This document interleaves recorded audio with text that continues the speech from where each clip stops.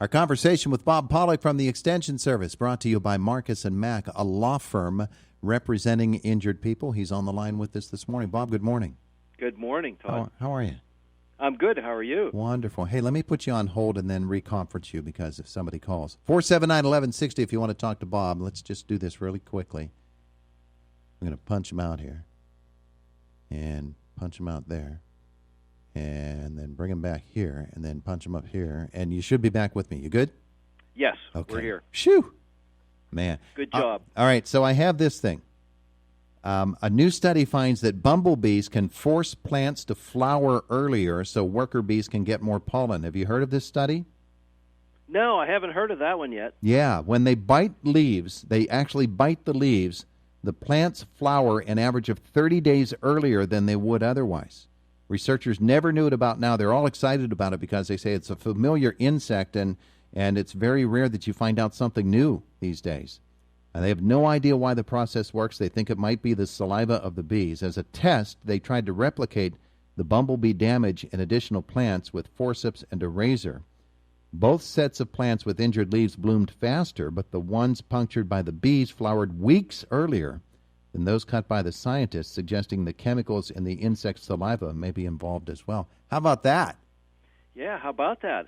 I'll bet they're in the process of testing that saliva now. I bet you they are. Trying to tease out those chemical structures in there that may be triggering that. It's amazing. I mean, it's just a fascinating subject to me. It probably isn't as fascinating to this caller because this caller has an actual question for you. Good morning. Good morning. Good morning. You have a question for Bob? I do have a question for Bob. Okay. Go ahead.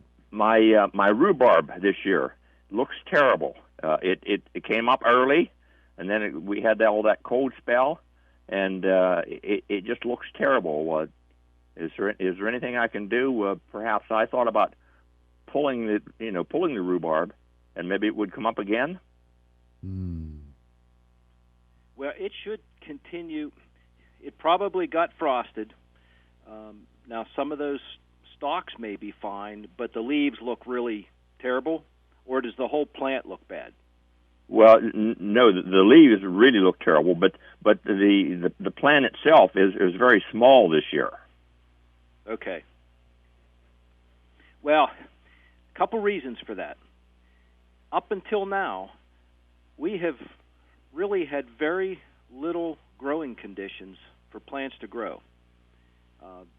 Leaves are coming out on plants very slowly. Growth has just almost been non-existent. So you should see within the next week here, because of the warmer both soil temperatures and air temperatures, you should start to see some growth happening. Okay. Even the grass hasn't been, growing like it should be. Think about where we are now.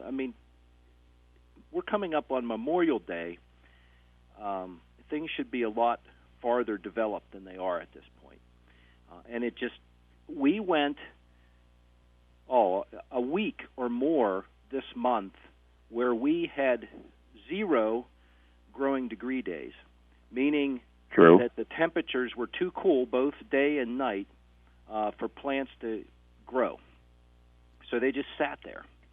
Even plants that were under protective covers and things have not put on the growth that they normally should have. So he should let these plants keep growing, the rhubarb plants, and hope that they strengthen up?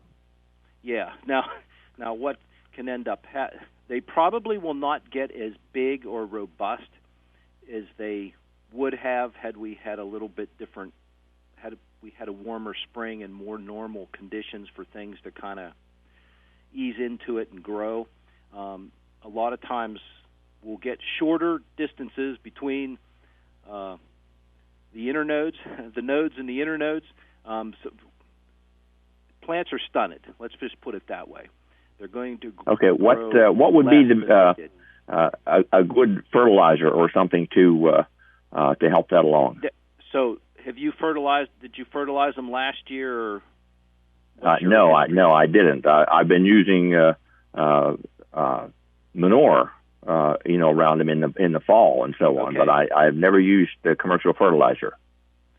Yeah, and you may with those applications, if you've been regularly applying manure and working that in around the edges? Is that kind of Yes. how you've been doing it? Okay. Yeah, and if you've been doing that every year over time, those nutrients, as that manure breaks down, will release those. So you may not need to really add much, if anything. There may be enough nutrients there. We may just need to wait a little bit here and let that. Well, if you were using commercial fertilizer, what would you use? Well, something like a 5-10-5 is fine. You Okay. don't want to. Even a 10-10 is good. Okay. Of course, you're trying on that particular plant. We're trying to get the foliage, the stems, so more of a vegetative growth. So a little bit of nitrogen.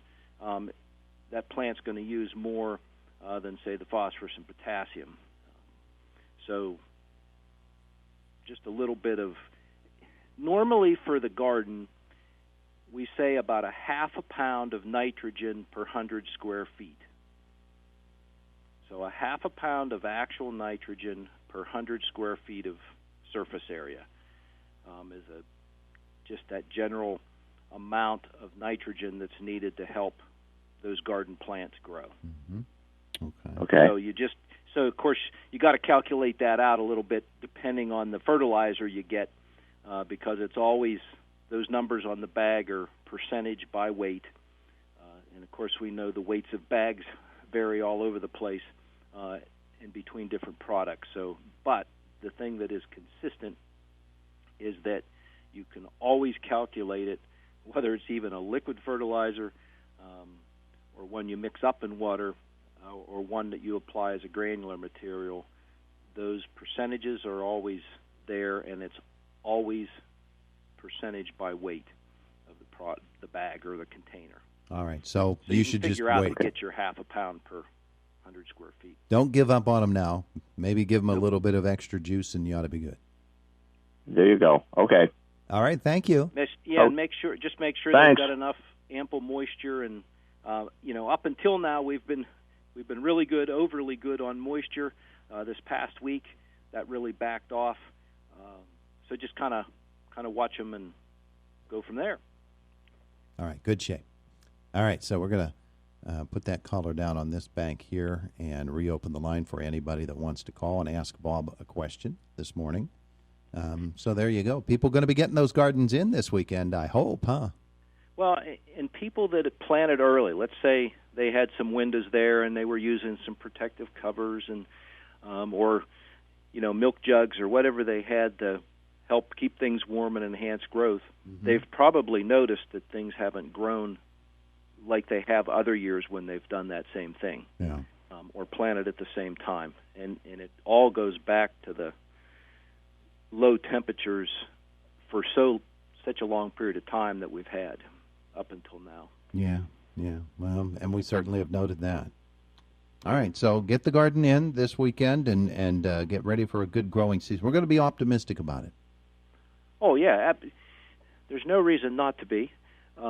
We've just kind of eased into this year really slowly, and we may have missed some windows there to get some things planted. However, you could plant some things now, and they'll catch up or even surpass some of the things you planted earlier. Oh, yeah. Just because of the lack of growing conditions that we've had. We might normally at this time of the year be looking for strawberries to start to come into season. And it's a little bit early for that, but within a couple of weeks, strawberries would typically be in season. With the weather the way that it has been, is that going to be delayed, and are the strawberries going to be sweeter, not as sweet, bigger, smaller? Well, at this point in time, it appears things are, for the most part, being delayed. There also could be some variability in production due to all the cold nights and things we had, depending on the stage of growth, because we had some freezes there in the first week of May, which is typically when strawberries are in full bloom, and so they could have been damaged by that.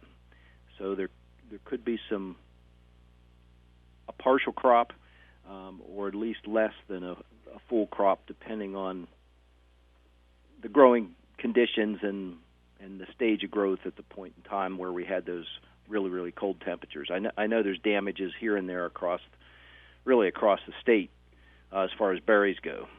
Some fairly severe, but Yeah. so that we'll just have to keep our eye on it. It's a little too soon to tell for sure how that's going to play out, but at this point in time, it appears that things will definitely be delayed. Something else I wanted to ask you about that we did talk about earlier in the month was this being what used to be called Decoration Day, Memorial Day weekend. A lot of folks out at the cemeteries, and they are decorating the graves and cleaning off the stones from the new graves from last year that don't have grass on them yet. We planted some grass seed on a grave last night, as a matter of fact. What do I need to do for that grass seed that I just put down? Yeah, no, and that's another thing. I planted some grass seed and some spots and things, over a month ago. You're still waiting? Oh, it's up. Oh, okay. But it's not setting any records at all. It's up enough that it's green, but it should be at least twice as tall or better than it is now. So It's really been slow to germinate and get started.